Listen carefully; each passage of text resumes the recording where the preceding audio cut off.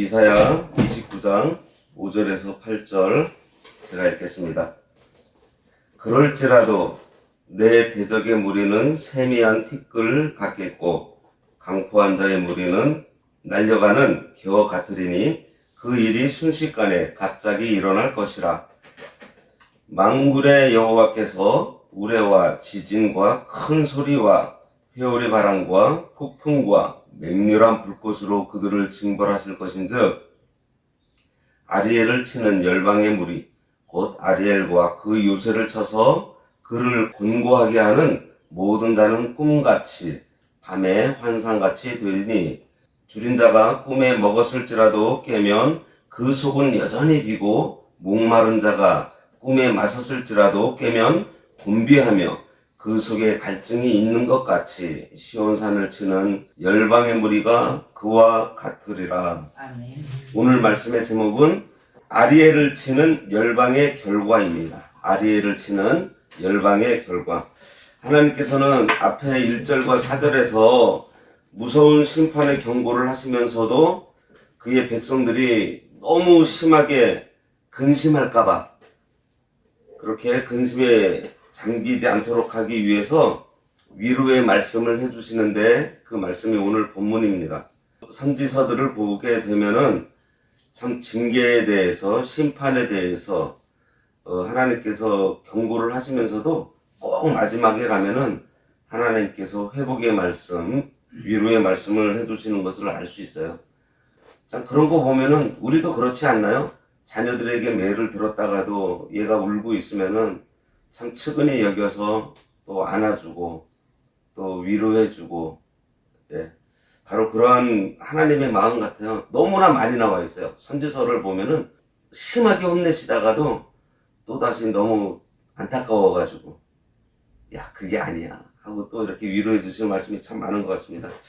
이 약속의 말씀은 대적 아수르가 이스라엘을 공경에 빠뜨리고 난 다음에 갑자기 순식간에 망하게 될 것을 예언하는 말씀이고요. 이사야 37장 36절에서 38절에 보면 이 말씀이 그대로 성취됩니다. 우리가 잘 알고 있는 히스기야 왕 때 사네립의 군대가 왔다가 하룻밤 사이에 18만 5천 명이 전멸당하는 그러한 사건이 있었어요. 이처럼 하나님께서는 책망과 위로를 통해서 그의 백성들을 올바른 길로 인도하시려고 하세요. 바로 그러한 말씀인 줄 알고 오늘 우리가 이 말씀을 함께 보도록 하겠습니다. 우리는 하나님께서 그의 백성들을 인도하실 때 안전하게 인도도 하시지만은 이처럼 책망하실 때도 있고 또 위로하실 때도 있고 이 두 가지를 같이 병행하신다는 사실을 깨달아야 합니다. 아울러서 하나님의 책망에 우리들이 겸손히 회개하고 또 그 회개하는 우리를 용서해 주시고 위로해 주신다는 사실에 우리가 감사하면서 살아야 할 것입니다. 5절을 보겠습니다. 그럴지라도 내 대적의 무리는 세미한 티끌 같겠고 강포한 자의 무리는 불려가는 겨 같으리니 그 일이 순식간에 갑자기 이룰 것이라. 여기 그럴지라도 라고 한 것은 1절과 4절에서의 내용과 5절과 8절에서의 내용이 완전히 다르다는 것을 말하고 있습니다. 이스라엘을 깨닫게 하기 위해서 하나님께서 채찍으로 사용하신 내용이 뭐죠? 바벨론과 아수르가 망할 때 이스라엘보다도 더 철저하게 망하게 될 것을 말하고 있어요. 그리고 그들이 망할 때 어떻게 망한다고요? 티끌 중에 세미한 티끌처럼 바람에 한번 팍 불면 다 날아가 버리는 것 같이 순식간에 갑자기 망하게 될 것을 예언하고 있습니다. 참으로 이 말씀대로 바벨론과 아수르는 갑자기 멸망당해요. 바벨론과 아수르는 제국이거든요. 제국은 뭔가 하면은 여러 나라를 같이 다스리는 큰 국가예요. 근데 이러한 제국이 바벨론 같은 경우는 70년 만에 망해버립니다. 70년이면은 어느 정도 시간인가 하면은 우리나라 6.25가 끝나고 나서 지금까지 온 시간이 거의 70년이거든요. 그 큰 나라가 그렇게 망해버렸어요. 사실 이스라엘이 망한다는 것은 세계 역사적으로 볼 때 그렇게 이목받지 않아요. 왜냐하면은 이스라엘이 망했다고 해도 그리 관심 가질 만한 나라가 되지 않을 정도로 워낙에 작은 나라입니다. 그런데 바벨론과 아수르는 여러 나라를 정복해서 다스리고 있는 제국이기 때문에 그들이 멸망당한다는 그 소식은 당시에 큰 이슈가 됐었을 것입니다. 그리고 유다를 괴롭히던 그 강대국들이 갑자기 멸망당하는 것을 열방들이 보게 되겠죠. 그래서 이 이스라엘에 대해서 오늘날에도 보면은 이 유대인들, 이스라엘이라는 나라가 그렇게 크지 않지만 사람들이 무시하지 않는 그러한 나라가 되어 있죠. 여기서 강포한 자의 무리는 예루살렘을 포위한 아수르 군대를 가리킵니다. 그리고 겨는 성경에서 보면 항상 연약한 것에 대한 은유법으로 사용된 것을 볼 수 있어요. 따라서 이 말씀은 예루살렘의 대적 아수르가 바람에 불려 날아가 버리는 겨와 같이 무기력하게 망하게 될 것을 뜻합니다. 그 일이 순식간에 갑자기 이루어진다고 했어요. 이것은 여호와께서 우레와 지진과 큰 소리와 회오리 바람과 폭풍과 맹렬한 불꽃으로 그들을 징벌하실 것이기 때문에 그들의 패망이 순식간에 이루어질 것을 말합니다. 참으로 예루살렘을 포위했던 사네립의 군대는 하룻밤에 갑자기 멸망당해요. 이게 6절에 있어요. 만군의 여호와께서 우레와 지진과 큰 소리와 회오리 바람과 폭풍과 맹렬한 불꽃으로 그들을 징벌하실 것인즉 그랬습니다. 사실 성경 그 기록에 보면은 그냥 하룻밤을 자고 났더니 이 아수르 군대 18만 5천 명이 갑자기 다 죽어 있었어요. 근데 어떻게 죽었다고 얘기는 안 나와 있습니다. 하지만 지금 여기 말씀해 보면은 우레와 지진과 큰 소리와 회오리 바람과 폭풍과 맹렬한 불꽃으로 이게 뭐죠? 하나님의 크신 능력으로 그들을 전멸시켰다는 것이에요. 하나님께서 강력한 그 권능으로 아수르 군대를 멸하실 것을 예언하는 말씀입니다. 여기서 언급된 이 7가지 자연 현상들은 전부 다 파괴하는 성격들이 있어요. 성경에서는 자주 심판하시는 여호와의 권능을 비유하는데 사용되는 현상들입니다. 특히 본문은 이와 같이 강력한 능력으로 대적 아수르를 섬멸하시는 분은 다름 아닌 만군의 주, 곧 세계를 다스리시는 여호와 하나님이심을 지금 강조하고 있는데요. 이것은 하나님의 권능을 무시하고 세상 권력에 눈을 돌린 남유다 백성들에게 하나님만이 참 유일한 분이시고 그리고 권능자이시고 천지를 창조하신 분이고 이 세계를 주관하시는 분이라는 것을 알려주고 있는 것입니다. 이러한 하나님의 간섭은 어떤 누구도 막을 길이 없습니다. 하나님께서 저들을 심판하실 때는 어떻게 해요? 갑자기 순식간에 하실 때 완전하게 심판하시겠다는 말씀이에요. 7절 아리엘을 치는 열방의 무리 곧 아리엘과 그 요새를 쳐서 그를 공고하게 하는 모든 자는 꿈같이 밤의 환상같이 되리니. 왜 예루살렘이라고 하지 않고 자꾸 왜 아리엘이라 그럴까요? 이거를 우리가 또 생각을 해야 됩니다.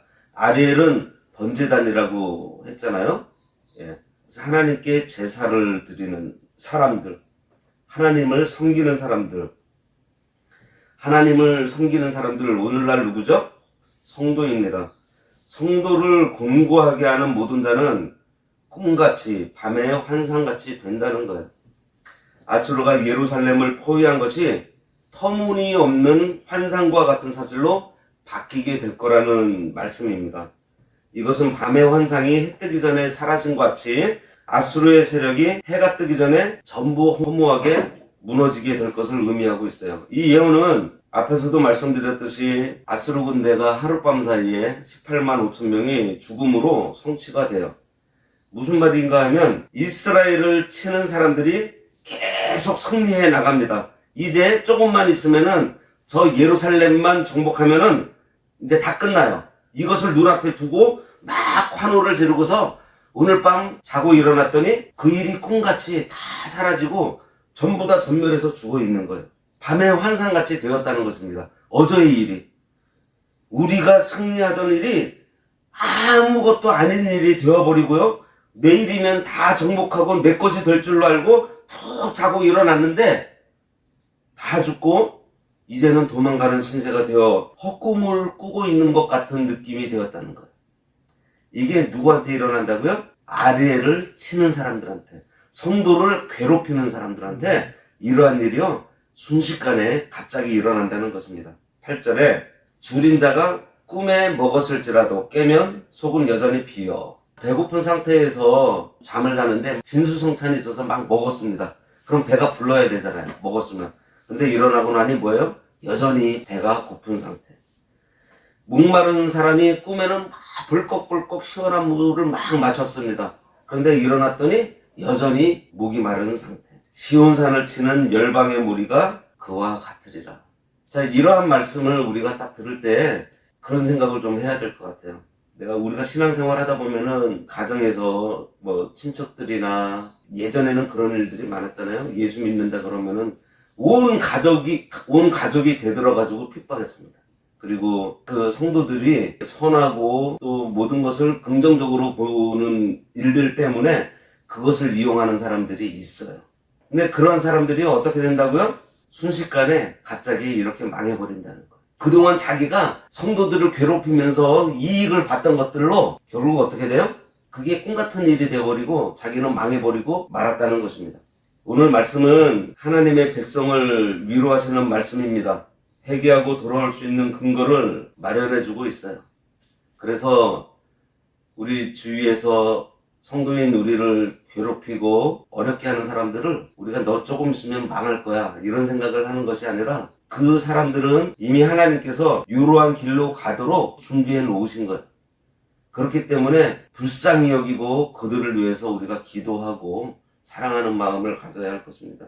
그리고 하나님께서는 1절과 4절에서와 같이 징계만 하시고 망하도록 우리를 그냥 두신다면 우리는 사실 돌아갈 곳이 없습니다. 그래서 오늘 본문은요, 하나님께서는 회개하고 돌아오는 자들에게 그를 짓누르던 그를 괴롭히던 모든 죄악된 세력들을 다 제거하신다는 소망의 말씀이에요. 그러면 우리를 짓누르고 있는 세력이 무엇이 있죠? 사실 옆에 있는 남편이 될 수도 있고 아내가 될 수도 있고 가족이 될 수도 있고 친구가 될 수도 있고 한 교회 공동체 안에서 함께 섬기면서도 자기를 힐난하는 사람이 될 수도 있습니다. 그런데 다 그것은 외부적으로 보이는 거고요. 결국은 나를 짓누르고 있는 것은 바로 죄예요. 내 죄입니다. 우리의 죄가 나를 짓누르고 있다면 그 죄를 참으로 회개하면 우리를 짓누르던 것이 다 벗겨주실 것을 말씀하시는 거예요. 이 말씀은 나중에 강대국이 너희를 괴롭힐 거야. 하지만 내가 그거 건져줄게. 이 얘기가 아니잖아요. 그 앞에 있던 1절과 4절 말씀이 뭐예요? 그들이 어떠한 사람들이었어요? 이스라엘이 아리엘을 하나님께서 치신다는 것은 경건하게 하나님께 예배를 드려야 될 너희들이 경건의 모양만 있고 경건의 능력을 부인하는 너희들에게 내가 이러한 심판을 할 거야. 근데 그 심판을 하더라도 결국은 내가 너희들을 사랑해서 너희들을 위해서 이 일을 하는 것이다 라는 말씀인 거예요. 하나님께서 우리 죄를 제거하면서 우리를 연단시키기 위해서 역경과 어려움을 허용하셨습니다. 그런데 이러한 죄성을 우리를 벗겨버리실 때 그냥 벗겨버리지 않으세요. 그래서 역경이 우리에게 은혜 주시려는 하나님의 생각이 있다는 것을 우리가 믿고 역경 중에 있더라도 우리가 낙심하지 말고 지치지 말고 우리에게 맡겨진 작은 일들, 우리에게 맡겨진 이 사명을 충성되게 잘 감당하고 있으면 모든 문제를 하나님께서 다 해결해 주십니다. 우리를 짓누르던 세력을, 우리들을 짓누르고 있던 마귀를, 또 이 죄성을 하나님께서 다 제거해 주세요. 이 제거해 주시는데 어떻게 해요? 순식간에 갑자기 해결해 주신다는 것입니다. 그런데 또 이어지는 9절과 12절에 보면요. 또다시 마음이 아파요. 이 말씀은 앞에 있던 1절과 4절까지의 징계가 왜 있게 되었는지 설명해 주는 내용입니다. 그러니까 이스라엘의 심판의 원인이에요. 이것은 다음 시간에 보도록 하겠습니다. 기도하겠습니다. 하나님 아버지, 경건의 모양만 있고 경건의 능력을 부인하며 사는 유다 백성에게 강한 대적을 보내 심판하실 것을 말씀하신 대로 아수르의 크고 강한 군대가 침략하여 고통당하게 되었지만 하나님의 징계가 유다의 멸망에 있지 않고 농부가 밭을 갈아 땅을 부드럽게 하여 씨가 잘 심기게 하듯이 하나님의 백성들의 마음을 갈아엎어 부드럽게 하여 은혜를 주시려는 하나님의 뜻이 있음을 깨닫고 회개하며 돌아오면 하나님의 징계의 도구로 사용되었던 모든 대적들을 갑자기 제거해 버리신다는 오늘 하나님의 위로의 말씀을 통해서 저희들 광야 같은 이 길을 걷고 있을 때 여러 가지 어려움 중에 있더라도 낙심하지 않도록 천지를 지으신 만군의 하나님만 바라보며 사는 우리 모두가 되도록 아버지의 능력으로 붙들어 주시기 간절히 바라옵고 원하옵나이다. 오늘 거룩한 주일 하나님 앞에 온전히 예비해 드리는 신령과 진정으로 예배 드리는 저희들 되도록 인도하여 주시옵소서. 예수님의 이름으로 기도드리옵나이다. 아멘. 하늘에 계신 우리 아버지여, 이름이 거룩히 여김을 받으시오며 나라가 임하시오며 뜻이 하늘에서 이루어진 것 같이 땅에서도 이루어지이다. 오늘날 우리에게 일용할 양식을 주옵시고 우리가 우리에게 죄 지은 자를 사하여 준 것 같이 우리 죄를 사하여 주옵시고 우리를 시험에 들게 하지 마옵시고 다만 악에서 구하옵소서. 때에 나라와 권세와 영광이 아버지께 영원히 있사옵나이다. 아멘.